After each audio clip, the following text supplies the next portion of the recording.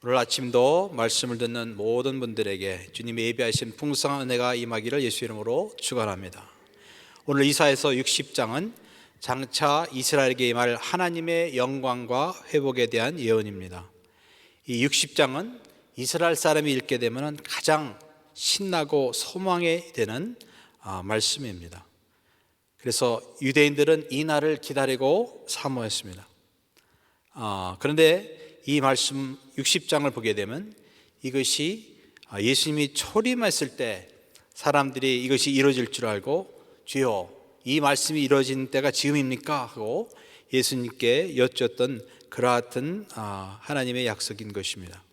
그래서 주님께서는 언젠가 메시아를 보내실 것이고 그 메시아가 그의 나라를 세우실 때 이스라엘은 일어나서 세계에 빛을 비추리라 하는 그와 같은 내용입니다. 그래서 1절에 보게 되면 일어나라 빛을 발하라 이는 내 빛이 이르렀고 여호와의 영광이 내 위에 임하였습니다.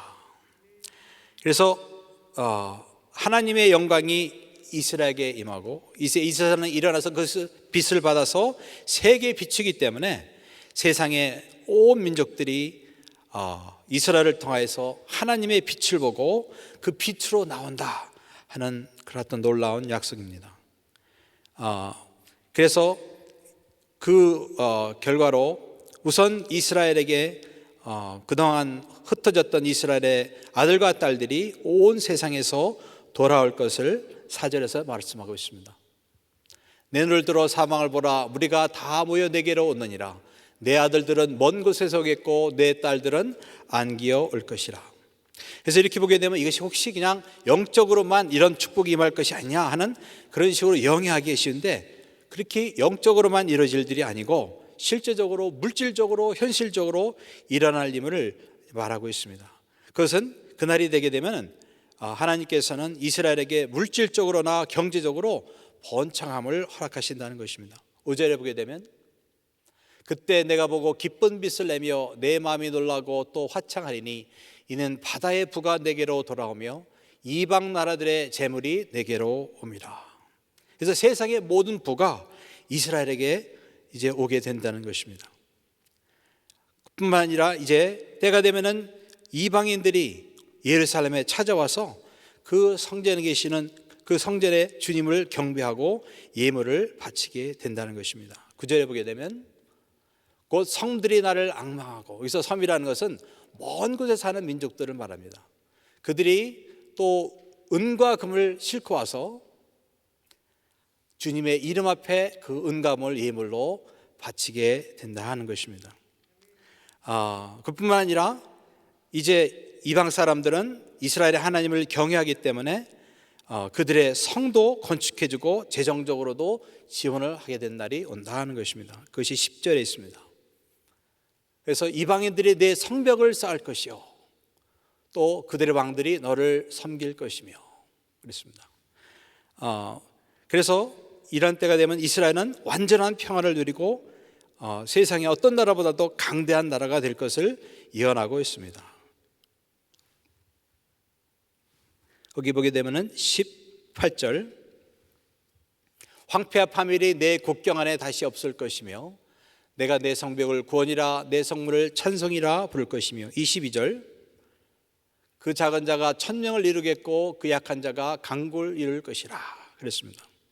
그래서 이 이사야서 60장의 말씀을 보면서 그러면 이 이사야서의 이 60장의 예언이 언제 이루어졌는가 한번 생각해 볼 때 이루어진 게 없더라고요. 그러니까 이사야가 예언했을 때부터 시작해서 예수님이 이 땅에 오셨을 때까지 이루어졌는가 보면 이루어진 적이 없어요. 왜냐하면 그때까지 어떤 이방인들의 왕이 은과 금을 가지고 불을 가져와서 주님을 경배하고 예배 드렸다는 그런 기록이 없습니다. 그리고 나서 예수님이 돌아가고 나서 70년 정도에 이제 완전히 성전이 파괴가 됐습니다. 그래서 그 이후로 지금까지 또 이 예언이 이루어졌는가 보면 이루어진 적이 없어요. 우선 예언이 이루어지게 되려면 예루살렘에 성전이 있어야 되고 또 오늘 본문의 7절에 보게 되면 영광스러운 나의 집에서 예물을 받게 된다고 하는데 영광스러운 하나님의 집이 없어요. 성전이 없어요. 그러니까 이 구절은 예수님의 초림 때까지도 이루어지도 않았고 또 지금 이 순간까지도 이루어지지 않았어요. 왜냐하면 예루살렘의 성전이 무너졌잖아요. 그러니까 이것은 우리에게도 사실은 미래에 이루어질 그와 같은 예언인 것입니다.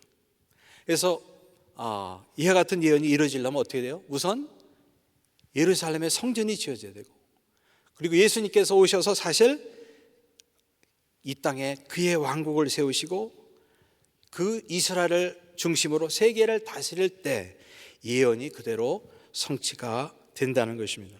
그래서 이 예언은 사실은 우리에게도 아직 이루어지지 않은 미래에 속한 것이에요. 그러나 확실한 것은 이사야서 주님께서 그렇게 문자적으로 그 예언들을 다 이루는 것 같이 이 이사야서의 그 내용들은 언젠가 주님이 오셔서 이 땅에 그의 왕국을 세우실 때 문자적으로 그대로 다 이루어지게 될 것을 믿습니다. 그래서 어떤 사람들은 이스라엘의 어떤 현재의 중요성에 대해서 간과하는 사람이 있습니다. 예수님께서 오심으로 말미암아 이스라엘은 교회가 영적인 이스라엘이 된 게 아니라 하면서 그 이스라엘의 중요성을 간과하고 또 천년 왕국에 대한 것도 사실은 그냥 영예로 해석해요. 그런데 오늘 말씀 보게 되면 그렇게 되면 이 이사야서의 60장의 내용이 이루어질 수가 없어요. 그래서 주님이 오실 때 분명히 이 땅에 왕국을 세우실 것이고 또 이스라엘은 그때 할 일이 있을 것이다. 그리고 이스라엘에게 하나님의 영광이 임할 것을 이제 성경은 말하고 있습니다.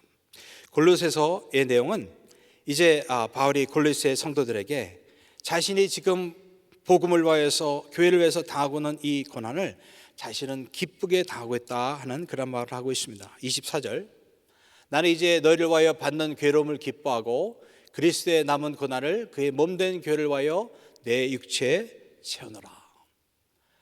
이 서신은 옥중 서신입니다.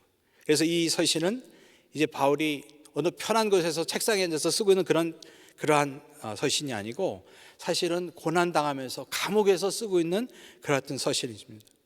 그래서 사도 바울은 자기가 지금 복음으로 해서 당한 이 고난을 억지로 힘들게 당하고 있는 것이 아니라 자기가 이 당한 고난을 기쁨으로 감당하고 있느라고 말하고 있습니다. 바울은 이와 같이 복음 전하고 복음을 전하다가 고난을 당하고 또 기쁘게 당하는 것은 자기가 이 복음을 전하는 것이 하나님의 비밀, 그리스도를 전하는 것이기 때문에 그렇다고 이제 설명하고 있습니다.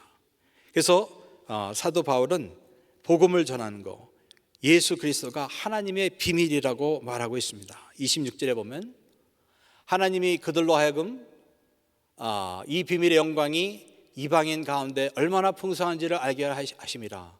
이 비밀은 너희 안에 계신 그리스도니 곧 영광의 소망이니라.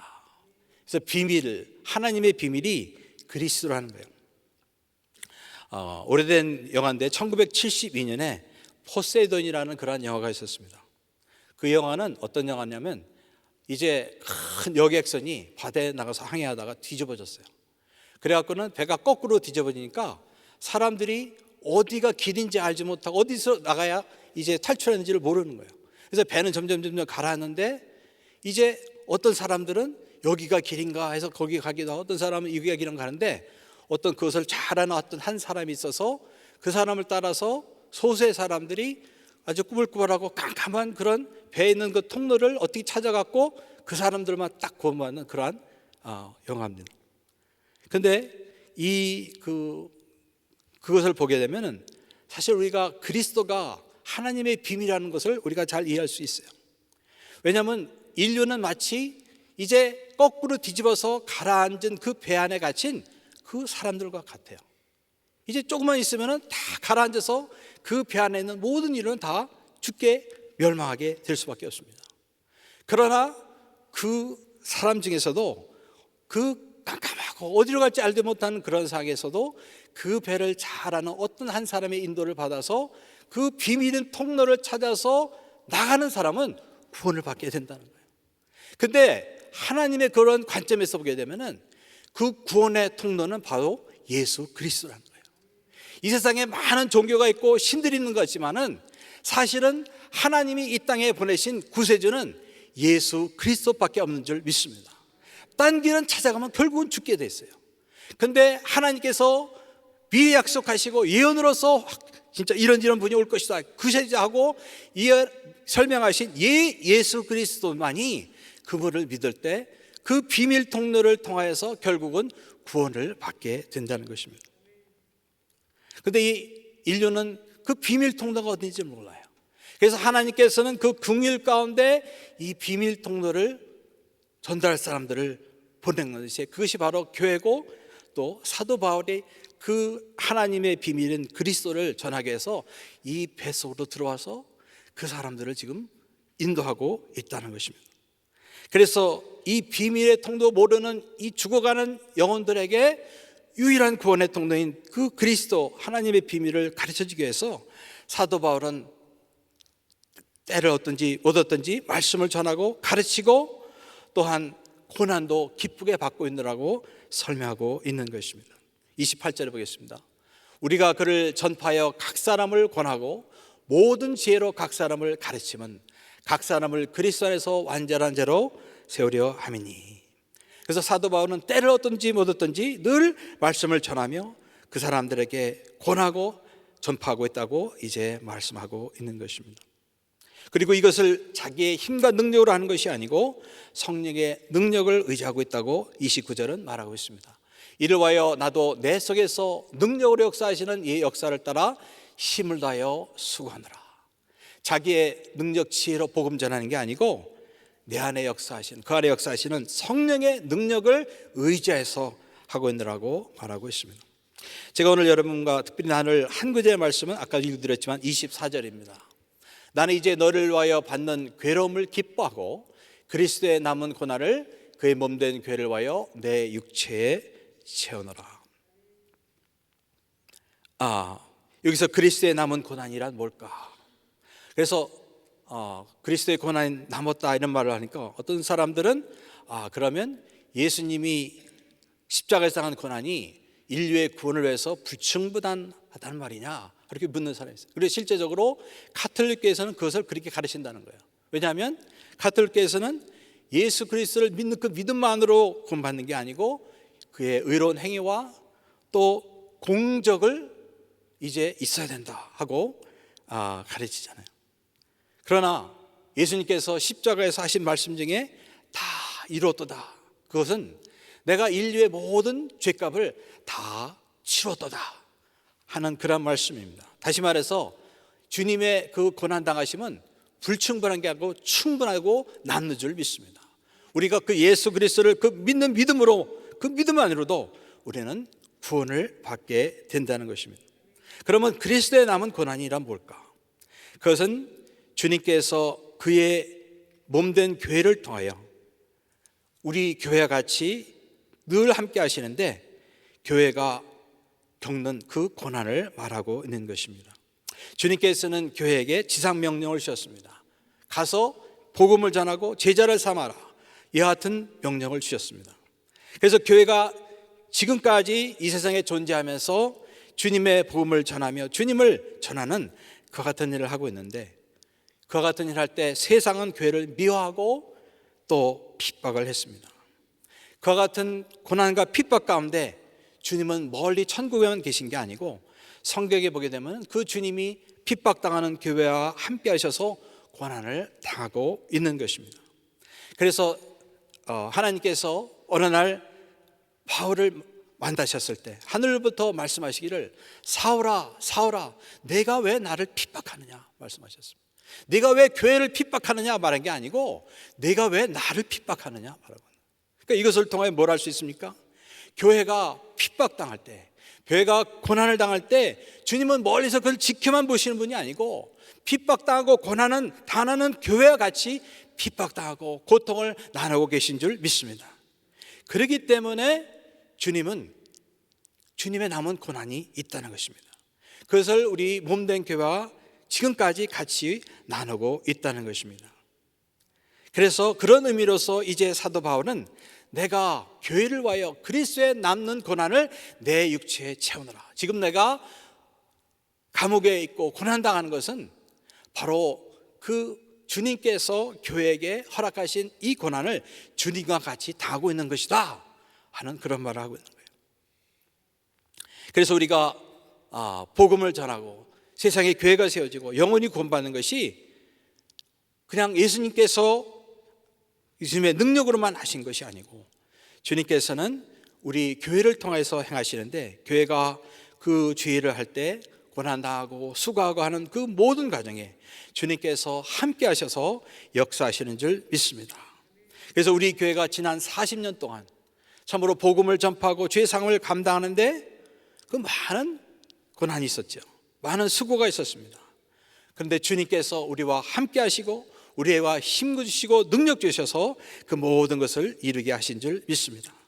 우리 이 교회 건물이 세워진 게 또 그냥 세워진 게 아니고 이 교회를 위하여서 눈물로서 기도하고 헌금하고 피 같은 이 헌금으로서 주님께 드린 그분들을 통해 됐는데 주님께서 그분들과 함께 하셔서 이루어지게 된 것입니다.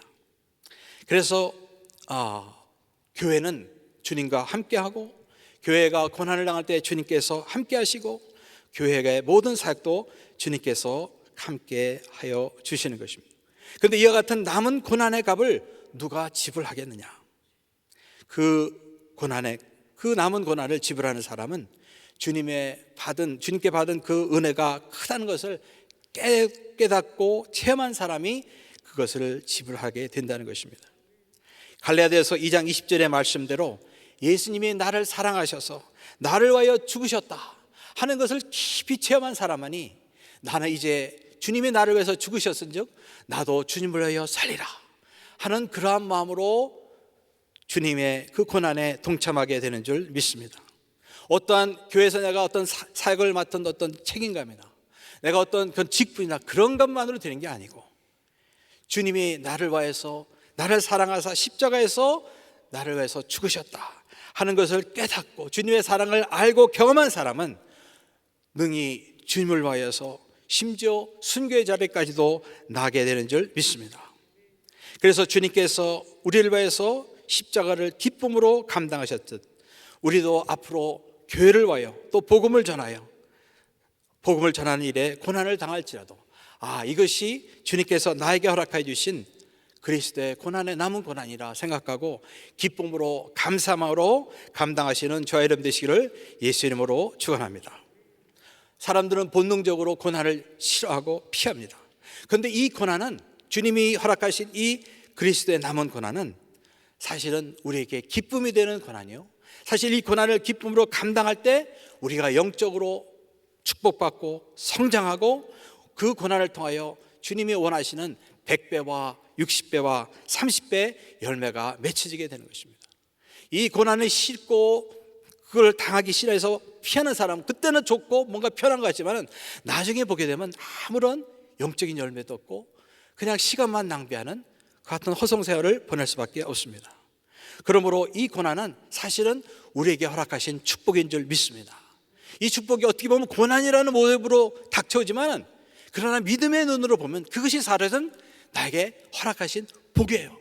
내가 그것을 기쁨으로 받아들이고 그것을 감사함으로 사도 바울처럼 기쁨으로 감당할 때 사실은 그 고난을 통하여서 하나님이 나를 통하여서 엄청난 그 같은 열매를 맺게 하시고 하나님께 영광을 드리게 되는 줄 믿습니다.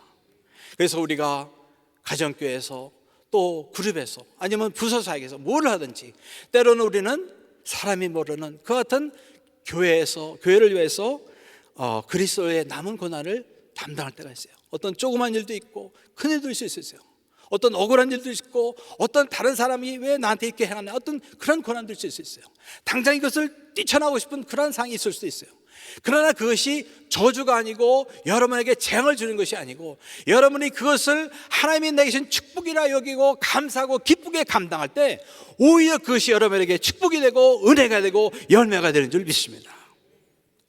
그러므로 그것이 우리에게 축복이라고 깨닫고 오늘의 이 사도 바울처럼 여러분에게 허락하신 그 모든 괴로움과 고난도 주님을 향한 여러분의 열매 있는 기회라고 생각하고 기쁨으로 감당하시는 저 여러분 되시기를 예수 이름으로 축원합니다. 기도합시다. 사랑의 하나님 아버지, 참으로 저희들에게 때로는 고난이 있습니다. 그러나 그 같은 것을 싫어하고 피하는 것이 아니라 오히려 감사하고 기쁨으로 교회를 위한 그 그리스도의 남은 고난을 감당하는 모든 성도님 될 수 있도록 축복하여 주시옵소서. 예수 그리스도 이름으로 기도합나이다. 아멘. 우리 말씀 생각하시면서 십자가를 질 수 있나 1절 4절 같이 부르겠습니다.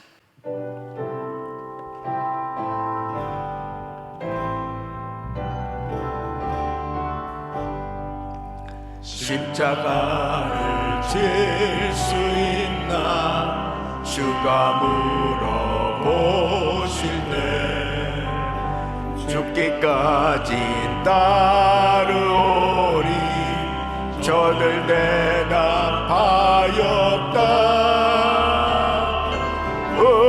우리의 심령 주의 것이니 당신의 형상 만드소서. 주인도 따라 살아갈 동안 사랑과 증서 늘 같이 오리라. 이런 일 다 할 수 있나 주가 물어보실 때 용감한 자 옛날처럼 선뜻 대답하리라. 우리 두 손 높이 드시고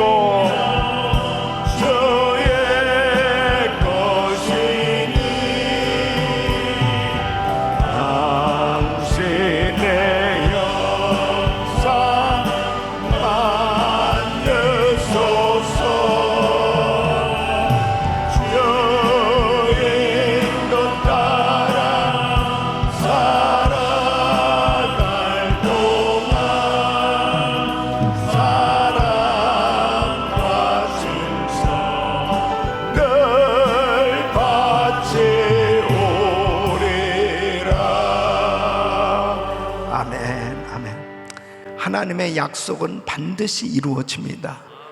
이스라엘 백성들이 나라를 잃고 유리방황하고 그리고 바벨론의 포로로 잡혀서 오랫동안 고난 가운데 소망 없이 살던 그들에게 하나님은 앞으로 모든 것이 회복되어졌을 때 바로 그 백성들을 통해서 하나님의 영광을 받으시고 그 하나님의 나라를 완성시켜 주시는데 하나님의 백성들을 축복해 주시고 사용해 주실 것을 약속해 주실 때 얼마나 큰 감동과 감격이 있었겠습니까? 약한 자가 작은 자가 천을 이루고 약한 자가 강국을 이룰 것이다. 바로 하나님의 약속은 이루어지는 것입니다. 바로 예수 그리스도를 믿는 우리 모두에게 놀라운 소망을 주시는 것이죠. 지금 이 땅에 사는 동안 정말 고난과 어려운 환난과 시험을 겪고 살아가고 있어도 예수 그리스도를 믿는 성도에게는 소망이 있는 거예요. 영원한 천국에 대한 소망이 있고 그리고 주님 재림하시고 천년 왕국이 이루어지고 영원한 천국에서 영생을 누릴 그 약속이 있기 때문에 고난을 능히 감당할 수 있는 것이죠. 그리고 하나님의 교회를 위해서 당하는 고난은 엄청난 영광이요 축복인 것입니다. 그래서 사도 바울은 하나님의 교회를 위해서 그 그리스도의 그 남은 고난 내 육체에 채우기를 원한다는 그 고난이 오히려 특권이요 감사요 기쁨이라는 거죠. 사랑하는 성도 여러분, 이 복음의 비밀을 확실히 깨닫게 되어지면 주를 위해서 헌신하면서 당하는 육신적인 어려움은 큰 축복이에요. 이런 감격을 사도 바울은 경험했기 때문에 끝까지 순교하기까지 세계 선교를 감당할 수 있었습니다.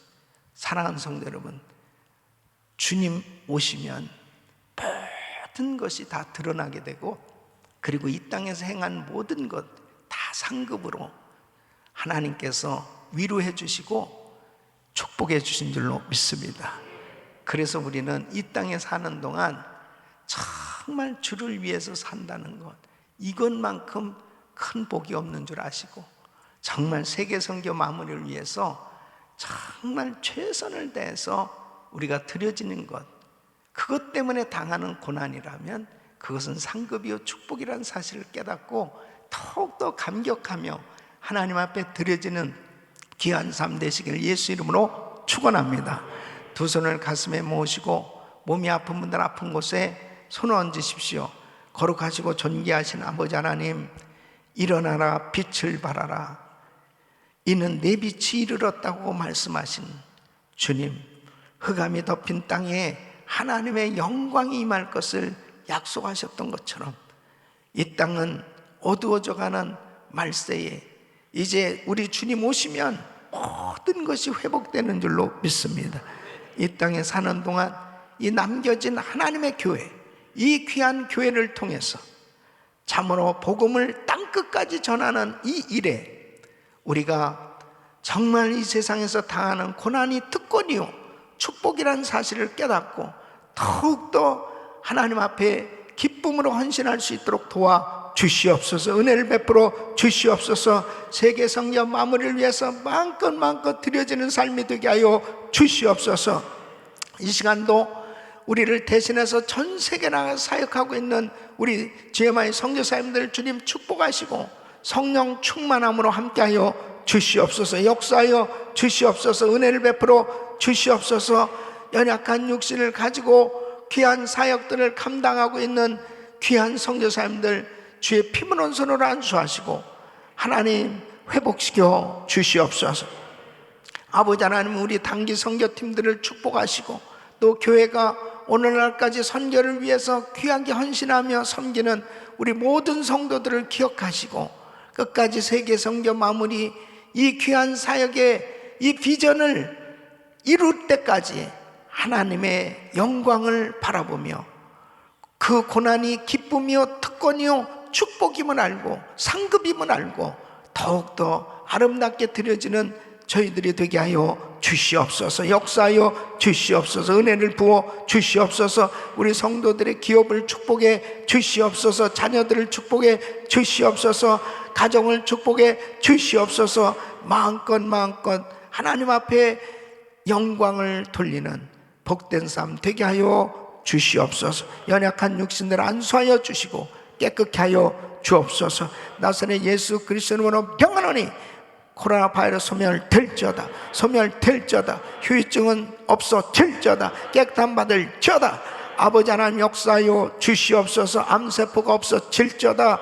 모든 종양은 사라질지어다. 모든 수치는 정상이 될지어다. 믿음으로 기도받는 모든 성도들 이 시간 만지시사 깨끗게 하여 주시옵시고 위대한 간증 있게 하여 주시옵소서. 이제는 우리 구주 예수 그리스도의 은혜와 우리 하나님 아버지의 근원하신 사랑과 성령님의 감동과 교통 충만하신 은총이 복음 전하는 이 귀한 사역, 특별히 세계 선교를 위해서 헌신하며 당하는 고난이라면 이것이 특권이요 축복이요 또 상급임을 알고 기쁨이 되는 이 고난 가운데 하나님의 영광을 바라보며 더욱더 헌신하길 원하는 모든 성도들 머리 위에 이제로부터 영원토록 함께 있을지어다. 아멘.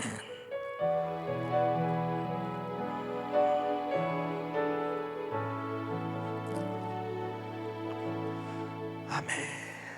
이제 기도하실 자리 잡으시고 기도하실 때 내일 거룩한 주일입니다. 1부, 2부, 3부, 4부 EM 교육부 우리 모든 예배를 위해서 간절히 기도해 주시고 또 내일 말씀 전에 저를 위해서 집중적으로 기도해 주십시오. 목을 위해서 또 눈을 위해서 기도해 주시면 감사했고요.